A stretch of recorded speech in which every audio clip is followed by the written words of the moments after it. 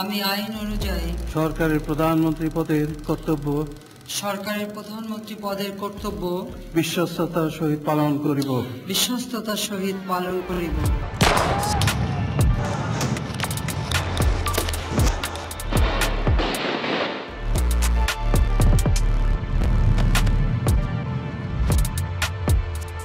আমি সংবিধানের রক্ষণ, সমর্থন ও নিরাপত্তা বিধান করিব।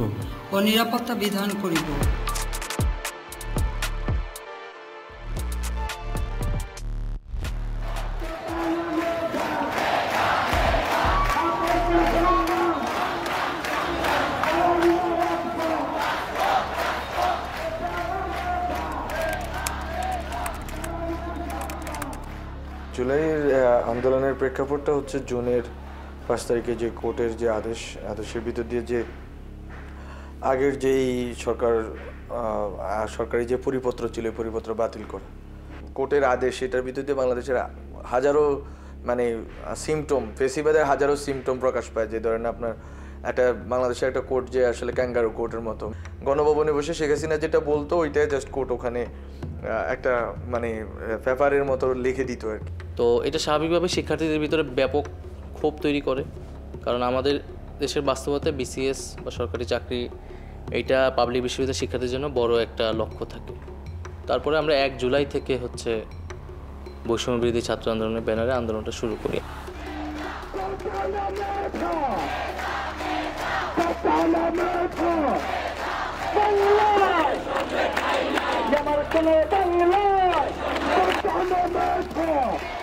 প্রতিটি পয়েন্টে পয়েন্টে কলেজ এবং বিশ্ববিদ্যালয়ের শিক্ষার্থীরা নেমে আসবেন এবং বাংলা পকেট কর্মসূচিকে সফল করবেন।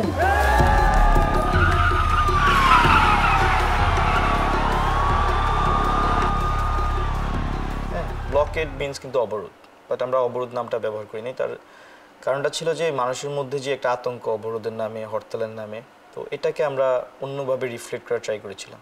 আমরা কর্মসূচির দিন প্রচার করেছিলাম যে এই কর্মসূচি এমন কর্মসূচি যার মধ্যে দিয়ে আমরা জনমত তৈরি করব।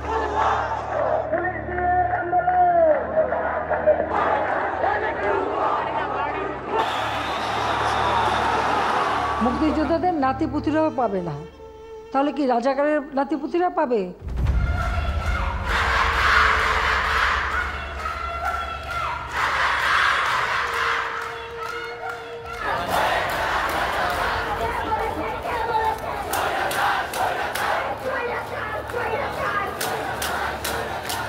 আমাদেরকে রাজাকারের নাতিপুতি বলে, তখন কিন্তু ওই অপমান বোধটাই সবার আসলে ট্রিগার্ড হয় এবং সবাই কিন্তু আসলে অপমানিত হয়েছে। যেটা কোটা বিরোধী সংস্কার আন্দোলনের কতিপয় নেতা যেসব বক্তব্য রেখেছে তার জবাব দেওয়ার জন্য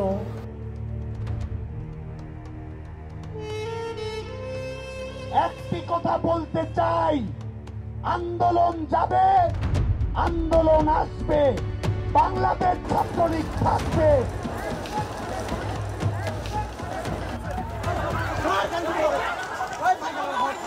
আমাদেরকে ছাত্রলীগ মারছে, আমাদের বাজেভাবে পিটাইছে, রক্তাক্ত করছে, কিন্তু আমরা যেটা করেছি 15 তারিখ রাতে আবার ক্যাম্পাসে প্রবেশ করে আমরা কিন্তু কর্মসূচি ঘোষণা দিয়েছি 16 তারিখ বিক্ষোভ মিছিল ও সমাবেশ শহীদ মিনারে।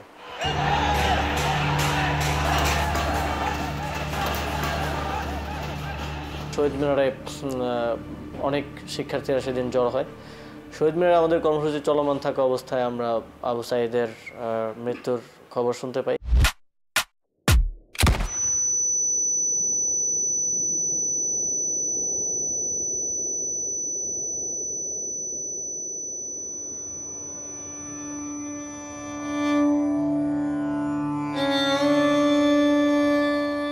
ছাত্রগুলা বুঝেছেন না, গুলি ছাড়বা ধরেছিল, তখন সবাই পাউসি গেছে, ওই একাই ছিল।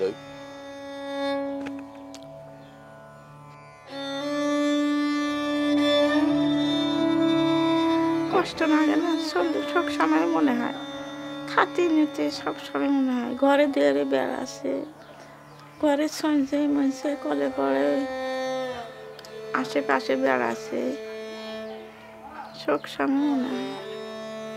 না ছেলে ফিরত পালে তো আমার অন্তরটা ভরাই থাকতো।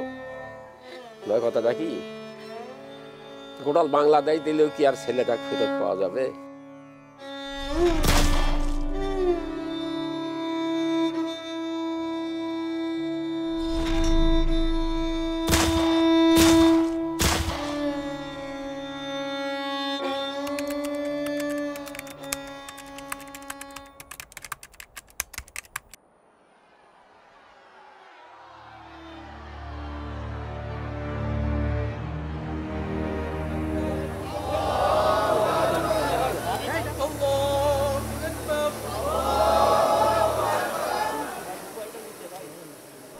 তো জানাজা শেষ হওয়ার সাথে সাথে আমাদের ওই সময়ে কোনিয়া হাসিনার পেটোয়া বাহিনী তারা গুলি করা শুরু করছে। গুলি করা শুরু করার পরে সাথে সাথে সবাই একদম ছিন্ন বিচ্ছিন্ন হয়ে যায়।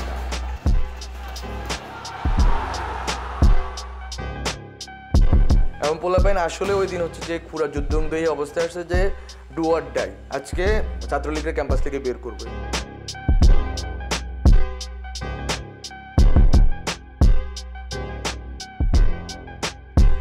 আমরা তো হল পাড়ার সবাইকে বের করে দিচ্ছি বিশ্ববিদ্যালয় প্রশাসন। আগে ছাত্রলীগ বের হয়েছে, পরের দিন তো ছাত্ররা চাচ্ছিল যে বিশ্ববিদ্যালয়কে সেন্টার করে পুরো বাংলাদেশের মুভমেন্টটা আবার দাঁড়ায় যাবে, এবং যেহেতু শহীদ হয়ে গেছে, রক্ত পড়ে গেছে, ফলে তো আমরা রেজিস্টটা করবো।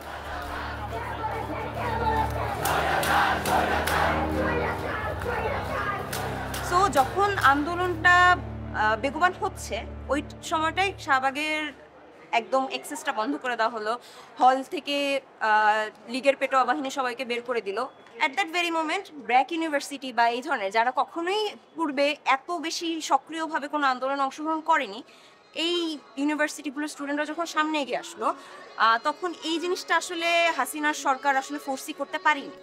প্রাইভেট ইউনিভার্সিটিগুলোর কনসেন্ট্রেশন যেখানে, ওখানে লড়াইটা বেশি হয়েছে।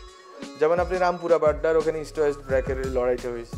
তারপর উত্তরাতে যেখানে প্রাইভেট ইউনিভার্সিটি বা বিশেষ করে কলেজগুলো, স্কুল কলেজগুলো, ওখানে লড়াইটা হয়েছে।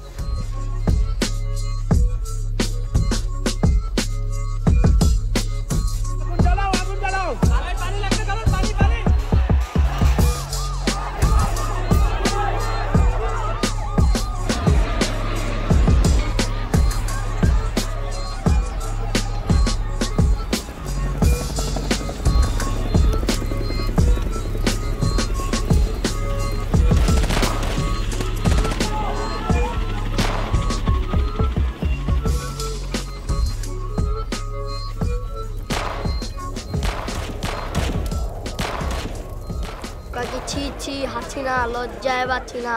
মনে করো রবার্ট বুলি আছে না, রবার্ট বুলি খালি ছিটটা ছিটটা জায়গায় লাগছে।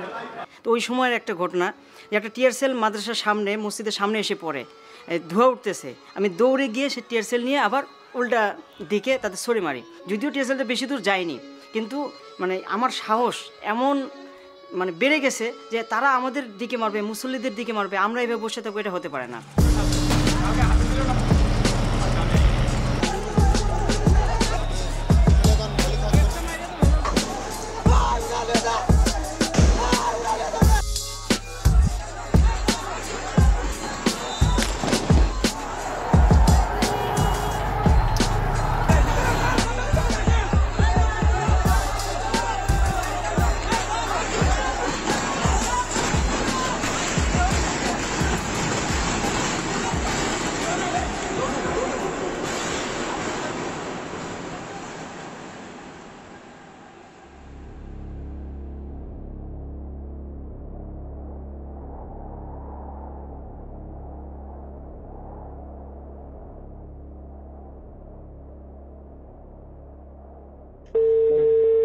যাচ্ছি আমি, ঠিক আছে, গাড়ি তো হচ্ছে তো।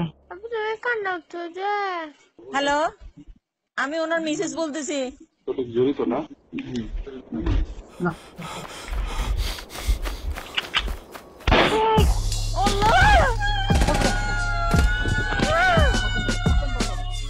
মানে হাসিনা তো পুরোটাই হচ্ছে যে একটা মানে বিভৎস একটা, মানে কি বলা যায়, একটা প্রতিহিংসা পরায়ণ, খুনি মানসিকতার একটা মানুষ। ফ্যাসিজমের একটা মূল কথা হলো তাদের একমাত্র আইন হচ্ছে যে তাদের স্বার্থের সাথে যা সম্পর্কিত সেটা তারা দেখবে, যারা বিরোধিতা করবে তাদের শেষ করে দেবে। ফ্যাসিস্ট রেজিমের সময় কথা বলাটাও অসম্ভব ছিল গভর্নমেন্টের এগেইনস্টে। কারণ আইন প্রয়োগকারী সংস্থা দ্বারা এই প্রত্যেকটা একটা বড় মেকানিজম দ্বারা এই প্রত্যেকটা গুম এবং হত্যা করা। এমনও সিক্রেট ডিটেনশন সেল যে ডিসপোজ করা হয় এমনভাবে যে তাদেরকে লেথাল ইনজেকশন দিয়ে শ্বাসরোধ করে মেরেও ফেলা হয়।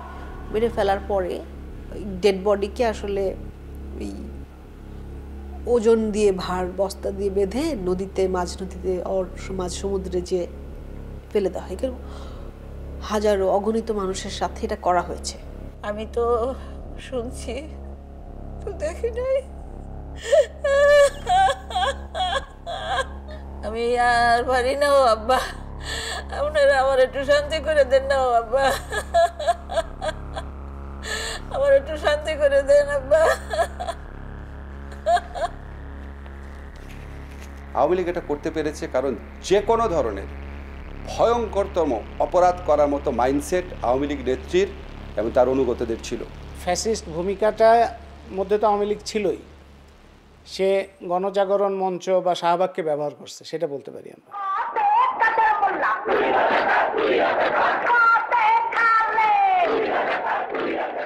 এবং ওইটা আওয়ামী লীগ তখন খুব দ্রুত, এটা আওয়ামী লীগ খুব দক্ষ এইসব বিষয়ে, যে পুরো জিনিসটা তার দখলে নিয়ে আসা। হেফাজতে ইসলাম ঢাকায় তাদের সমাবেশ করতে এসে গণহত্যার শিকার হলো।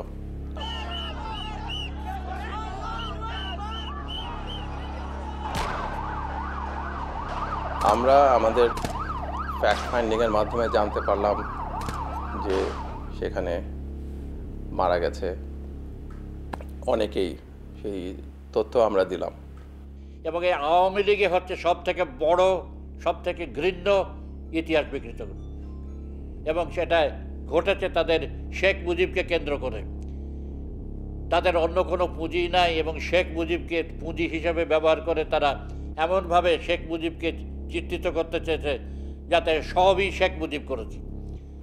1972 থেকে 75-এর মধ্যে ফ্যাসিজমের লক্ষণ ছিল এক নেতা এক দেশ, এবং সেই জন্য তারা জাতীয়তাবাদ নামক একটা আদর্শকে সামনে এনে বলছে যে এখানে সবাইকে বাঙালি হয়ে যেতে হবে। এবং তখনও তারা যে বাহিনী তৈরি করেছিল, জাতীয় রক্ষী বাহিনী, এটা হলো ফ্যাসিস্ট বাহিনী। মুক্তিযুদ্ধ হচ্ছে বাংলাদেশের ইতিহাসের সবচেয়ে গৌরবময় জায়গা এবং বাংলাদেশের মানুষের সাহসের একটা জায়গা। যে দেশের মানুষ পাকিস্তানের এরকম বর্বর সামরিক বাহিনীকে মোকাবেলা করতে পারে, সেই দেশের মানুষকে কে পরাজিত করতে পারে? যে এই মুক্তিযুদ্ধটা বেদখল হয়ে আছে কিছু দুর্বৃত্তের হাতে, লুটেরার হাতে, দখলদারদের হাতে, সেটা জনগণের হাতে ফেরত আনতে হবে। আওয়ামী লীগ আসলে একটা ছেঁড়া ভেড়া দল, তার ভিতরে কোনো শৃঙ্খলাই নাই। তার কে যে কোথায় টাকা চুরি করছে কেউ জানে না।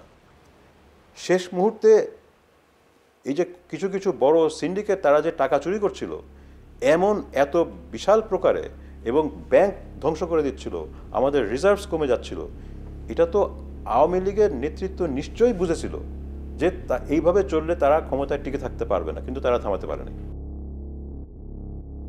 আপনজন হারাবার বেদনা যে কত কষ্টে, তা আমার থেকে আর কে বেশি জানে। আমি খালি সকলের সহযোগিতা চাই, আর এইভাবে মায়ের কোল খালি হোক এটা আমি চাই না, কারণ আমি তো বাবা মা সব হারিয়েছি, আমি তো জানি হারাবার ব্যথা কত কষ্ট। খুনি হাসিনা বলে যে কষ্ট শুধু সেই বোঝে, সে যদি বুঝতোই তাহলে সে এত প্রাণ নিত না।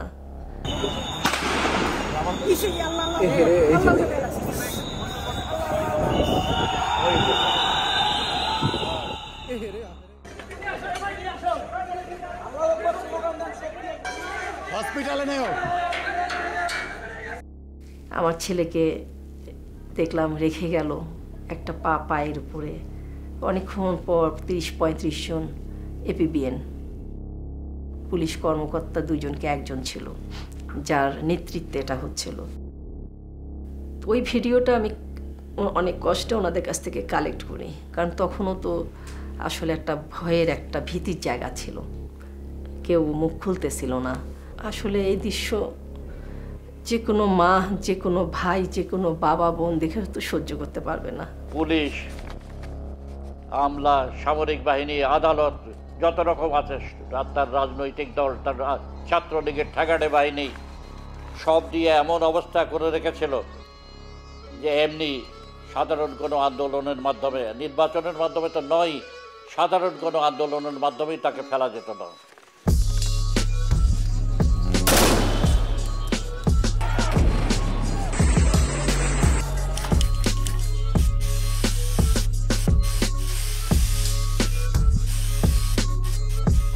যে আমারই বন্ধু এখানে এই আজিমপুর এলাকায়, তারপরে হচ্ছে গিয়ে ধানমন্ডির ওইদিকে একজনের কাঁধের এখান দিয়ে গুলি গেছে, আরেকজনের পায়ে স্প্লিন্টার লাগছে। এখন যদি আমরা না বলি কিছু, আমরা যদি এখন না কি, তাহলে আঁকাআঁকি করার কোনো মানেই নাই। মানুষ তার বাসাটাই বলা শুরু করছে, কারো আদো আদো হাতে লেখছে, কেউ হচ্ছে যে হয়তো পারতো আঁকতে পারতো তারা আঁকছে, কেউ হয়তো বুঝতে পারছে, ফেসবুকে কিছু কিছু হয়তো ন্যারেটিভ, কিছু কিছু হয়তো ইউটিউবে কিছু ন্যারেটিভ চড়াইছে, ওই কথাগুলো লিখে দিচ্ছে দেয়ালে। সেটা কেউ কাউকে আসলে বলে দেয়নি যে এটা করতে হবে। সেখানে মানুষের একদম নিজের যে চাওয়াটা সেটা উঠে এসেছে, এবং প্রত্যেকটা জায়গায় গ্রাফিতির ধরনটা ভিন্ন ভিন্ন, প্রত্যেকটা জায়গায় লেখনীগুলো ভিন্ন ভিন্ন।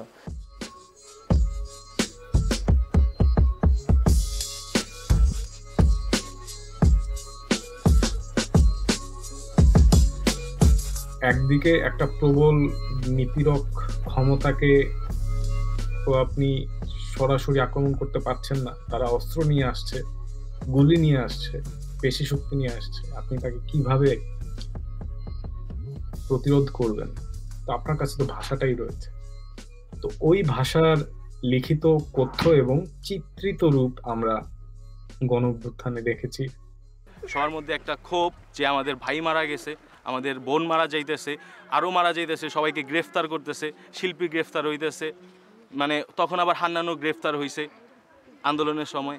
তো তখন এই যে পুলিশের বা এই আওয়ামী লীগের দানবীয় যারা গুন্ডা বাহিনী, তাদের যে এই অত্যাচার, এইটার মধ্য দিয়ে আসলে প্রকাশ পাইছে যে মানে মানুষ একটা মানে দানবের কোল ঘেঁষে আছে, মানে কোলের মধ্যে জনতা রয়ে গেছে, রাষ্ট্র আর রাষ্ট্র হয়ে উঠতে পারে নাই।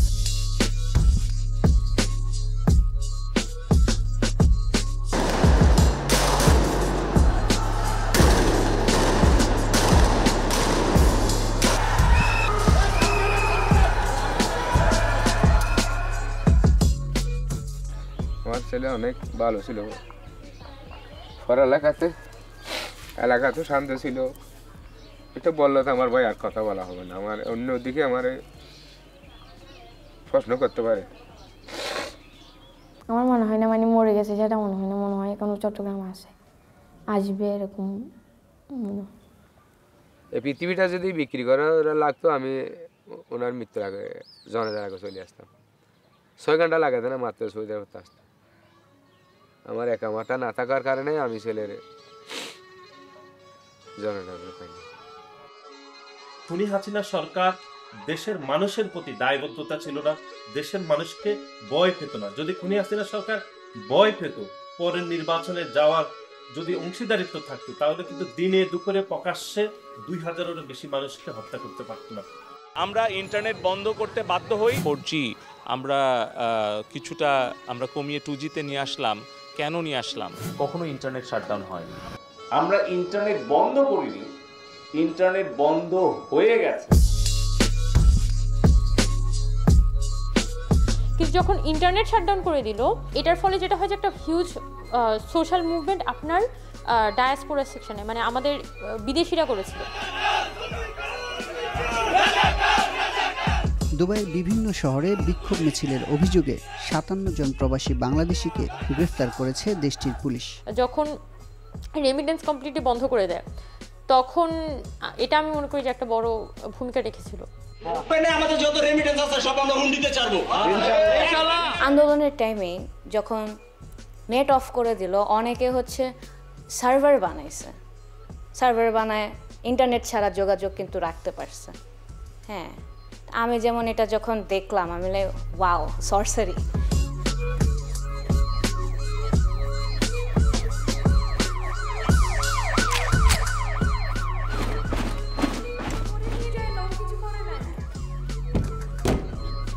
মানে আমার দরজায় অনেক হচ্ছে লাথির আওয়াজ, আমি অনেক ভয় পেয়ে যাই ওই টাইমে। পরে ধাম করে দেখে হচ্ছে আমার দরজা ভাঙা হয়। দরজা ভাঙার পর ভিতরে ঢুকে 4-5 জনের মতো ভিতরে ঢোকার পর আমার উপরে গান তাক করার পর আমার উপরে একটি ফায়ার করা হয়। তখন আমি চিৎকার করে উঠছি, তখন ওরা আমার মাথায় পিস্তল ধরে বললো, এখন 144 ধারা চলছে, আপনাকে এখানেই আমরা মেরে রেখে যাব, একটাও সাউন্ড করবেন না, একটাও চিৎকার করবেন না।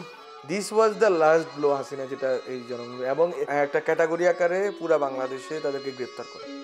ব্লক রেড যেটা শুরু হয়েছে, 10,000 স্টুডেন্টকে আপনি মানে উইদিন 2 or 3 ডেজের ভিতরে আপনি গ্রেপ্তার করে ফেলবেন।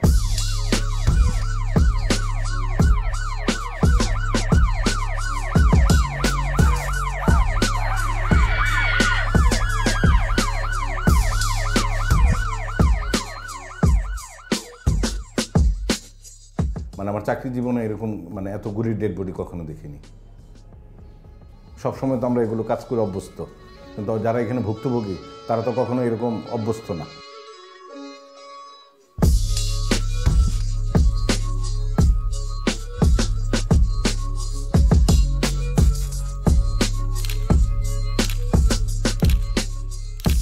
দেখলাম যে একটা লাশ বের করতেছে, পাটা খোলা। তো পাটা হচ্ছে বাচ্চার পা। আমি দেখে খেয়াল করলাম যে এটা বাচ্চার একটা পা। তো আমি ছবি তুলতেছি, ছবি তোলার পর সে আমাকে বলে যে আপনি ছবি তুলছেন কেন? মানে আমার মেয়েকে যদি আপনি ফিরিয়ে দিতে পারেন তাহলে আপনি ছবি তুলেন, না আমার মেয়ের ছবি তুলেন না আপনি। তো ওনার সাথে আসলে আমি কথা বলার সাহস পাচ্ছিলাম না। পরে হচ্ছে ওর একটা লোক হচ্ছে ওনার সাথে আসছে, ওনাকে আমি জিজ্ঞেস করলাম ভাই আপনার কি ঘটনা? তখন বললো যে ওর নাম হচ্ছে রিয়াগো, ও সাদে খেলা করতে গেছিল, তখন হচ্ছে ওর মাথায় গুলি লাগছে।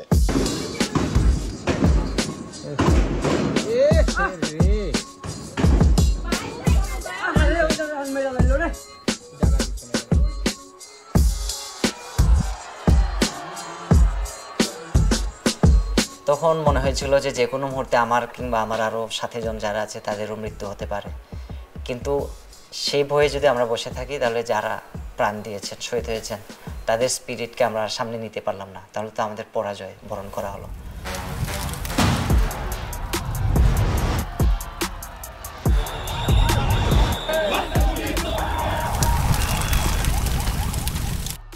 তো গণস্বাস্থ্য ওইখানেও পুলিশ ঝামেলা করে আমাকে থাকতে, যাতে আমাকে বের করে দেওয়া, এই ধরনের চাপ তৈরি করে। হাসপাতালে একটা পর্যায়ে আমাকে লুকায় রাখা হয়, বলা হয় যে আমাকে ছেড়ে দেওয়া হয়েছে।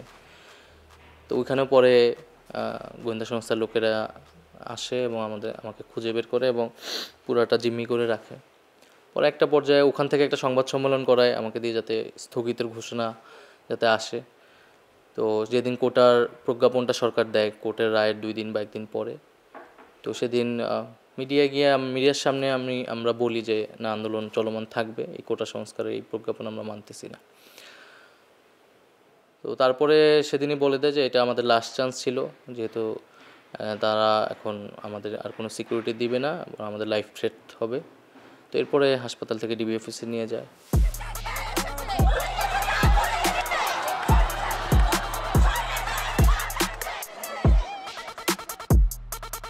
মানে যেই সপ্তাহে হামলা হয়েছে 15, 16, 17, 18, 19, এই শুক্রবার পর্যন্ত হচ্ছে কারফিউ, শনিবার থেকে কারফিউ হচ্ছে। এই শনিবারের কারফিউ থেকে একটা সপ্তাহ গেছে, পরের সপ্তাহ হচ্ছে ডিবিতে ছাত্রদের সমন্বয়করা আছে 2টা সপ্তাহ। এরপরের শনিবারে তো হচ্ছে যে 3রা আগস্ট আমরা হচ্ছে যে মানে 1 দফা ঘোষণা করলাম। এই 2টা সপ্তাহ হচ্ছে জনগণের লড়াইয়ের সপ্তাহ।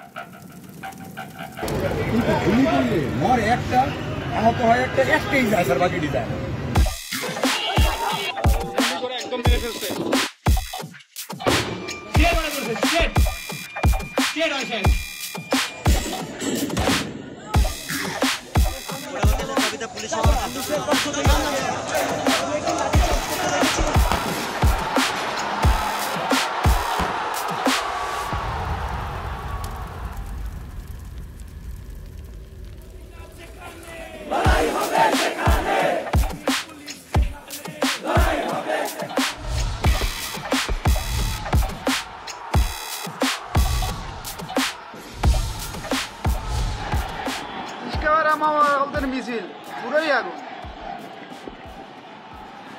আমার বাইস্তা নাম হয়েছে সাব্বির। পুলিশের সামনে দাঁড়াইয়া বলছে পুলিশ ভুয়া ভুয়া ভুয়া, এটা শঙ্করে। তা পুলিশ তখন আমার বাইস্তারে নির্মমভাবে গুলি করছে, নির্মমভাবে। বাচ্চা মানুষ, বয়স 13 বছর বয়স, তাকে গুলি করছে। আমি সহ্য করতে পারলাম না। তখন আমি আমার যত শ্রমিক ভাইরা ছিল তাদেরকে নিয়ে আমরা পুরো রাস্তা নেমে গেছি।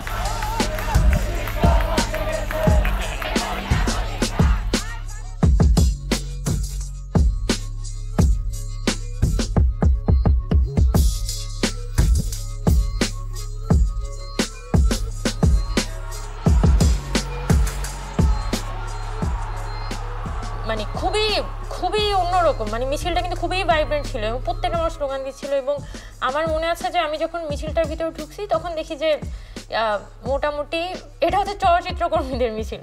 সেদিন আসলে আমি টের পেয়েছিলাম যে এটা হচ্ছে শেখ হাসিনার একদমই লাস্ট যে খুঁটিটা, যেটা আসলে মানে একদমই থাকে না যে একটা রেজিমের আসলে কোন কোন গ্রুপগুলা কোন কোন সাপোর্ট বেসগুলো আসলে নাই হয়ে যাইতে হয় একটা রেজিম ফল করার জন্য। এটা হচ্ছে একদম লাস্ট অফ দ্য লাস্ট। কিন্তু এই ব্যাপারে ছাত্র সমাজের একটা কনসেনসাস ছিল, কারণ 2018 সালের যে কোটা আন্দোলন, 2018 সালের যে সড়ক আন্দোলন এবং 16 বছরের স্বৈরাচারের সবটা মিলিয়ে যেই ক্রোধ, ক্ষোভ, ঘৃণা তৈরি হয়েছিল, তার একটা উদ্গীরণ যে এবার ঘটতে যাচ্ছে সেটা খুব স্পষ্ট ছিল।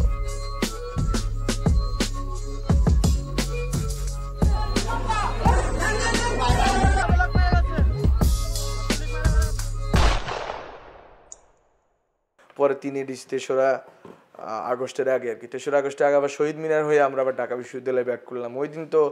ওই দিনে আমরা বুঝছি যে আমরা ব্যাক করছি, আর কেউ ব্যাক করতে পারবে না। আর এটা আর কি এটা লাস্ট এন্ড গেম হাসিনার জন্য, এবং এক দফা ঘোষণার পরে আসলে আর কোনো কিছু বাকি নেই। আমাদের উদ্দেশ্য তো ছিল এক দফার দিকে নিয়ে যাওয়া। ঠিক আমি বলবো সেদিন থেকে যেদিন আবু সাইদ মারা যায়, আমাদের এক দফাটি হলো শেখ হাসিনা সহ এই সরকারের পতন এবং ফ্যাসিবাদের ছিল। সাপের মাথা কো 52 24 তফাত কইরে কথা কো দেশটা বলে স্বাধীন তাইলে খেষ্টা কইরে কথা কো ভাই বোন মরে রাস্তায় তোর চেষ্টা কইরে কথা কো কাল সাপ ধরছে গলা বেচে ভাই কর সাপের মাথা কো জোরজার মুল্লুকতার আগে কম মুল্লুককার লাডির জোরে কলম ভাঙে শান্তির নামে তুল্লখার গাইল মারলি পশু মারলি মারতে আইলি আজাবার রাজা যখন প্রজার জানলয় জিগা তাইলে রাজাকার আমার মানচিত্র কান্দে আইসকা দেখা দেশের হাল রে লাল সবুজের পতাকা মা পুরাটাই দেহি লাল রে তলোয়ার একাডে জাগর হওয়ার কথা ঢাল রে বাপের জিব্বায় শৈতারে না উচিত কথার ঝাল রে তোর দালালের মাইরে মাইরা দেশের বাইরে দলের বাইরের শেল্টার লইয়া মারস নিজের বাইরে যখন দেশ বেচা ক্যাশ করস দেশ প্রেম যায় কই তোর মাইরা জাগর মাথা ফাটাস মারতি হইলে বইন তোর মাইয়া পোলা ফ্রন্ট। আর আমার ছেলে তো সন্ত্রাস না, আমার ছেলে তো কোনো মাদকে চলতো না, আমার ছেলে একটা স্টুডেন্ট, ও বিজয় মিছিলে হয়ে গেছে ছাত্রদের সাথে আন্দোলনে। একটা ছেলে ছিল আমার, একটা গুলিতে আমার পোলা যায়, সব স্বপ্ন শেষ। কিন্তু সরকার যেন এই রক্তের সাথে যেন সরকার বেইমানি না করে, সরকার যেন আর বিচার করে।